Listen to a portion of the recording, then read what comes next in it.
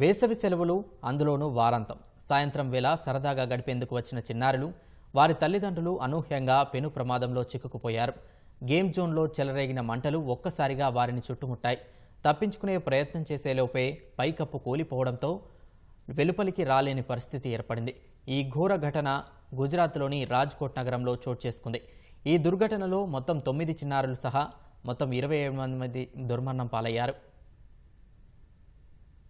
గుజరాత్లోని రాజ్కోట్లో ఘోర అగ్ని ప్రమాదం జరిగింది. ఈ ప్రమాదంలో 9 మంది చిన్నారులు సహా మొత్తం 27 మంది దుర్మరణం పాలయ్యారు. స్థానిక టీఆర్పీ గేమ్ జోన్లో ప్రమాదవశాత్తు మంటలు చెలరేగాయి. మంటలు ఒక్కసారిగా అక్కడ ఉన్నవారిని చుట్టుముట్టాయి. తప్పించుకునే ప్రయత్నం చేసేలోపు పైకప్పు కూలిపోవడంతో వెలుపలికి రాలేని పరిస్థితి ఏర్పడింది. ఈ ప్రమాదంలో దాదాపు 27 మంది అగ్నికి ఆహుతయ్యారు. ఇందులో 9 మంది చిన్నారులు కూడా ఉన్నారు. సమాచారం అందుకున్న అగ్నిమాపక సిబ్బంది సంఘటన స్థలానికి చేరుకుని 4 గంటల పాటు శ్రమించి మంటలను అదుపులోకి తీసుకొచ్చారు. మృతదేహాలను సహాయ సిబ్బంది వెలికి తీశారు. బాధితుల సంఖ్య ఇంకా పెరిగే అవకాశం ఉందని భావిస్తున్నారు. తీవ్రంగా కాలిపోవడంతో మృతదేహాలను గుర్తించడం కష్టంగా మారింది. ప్రాణాలు కోల్పోయిన వారిలో చిన్న పిల్లలతో పాటు వారి వెంట వచ్చిన తల్లిదండ్రులు ఉన్నారు. ప్రమాదానికి కారణాలు తెలియరాలేదని సహాయక పనులను పర్యవేక్షిస్తున్న రాజ్కోట్ కలెక్టర్ ప్రభాస్ జోషి తెలిపారు. భారీ మంటలు ఎగిసినందువల్లే టీఆర్పీ గేమ్ జోన్ కప్పుగా ఉన్న ఫైబర్ డోమ్ కుప్పకూలిందని వెల్లడించారు. ఆ సమయంలో చిన్నారులతో పాటు పలువురు వ్యక్తులు వివిధ ఆటల్లో నిమగ్నమై ఉన్నారని చెప్పారు. TRP game zone Yuvraj Singh Solanki అనే వ్యక్తి పేరు మీద ఉందని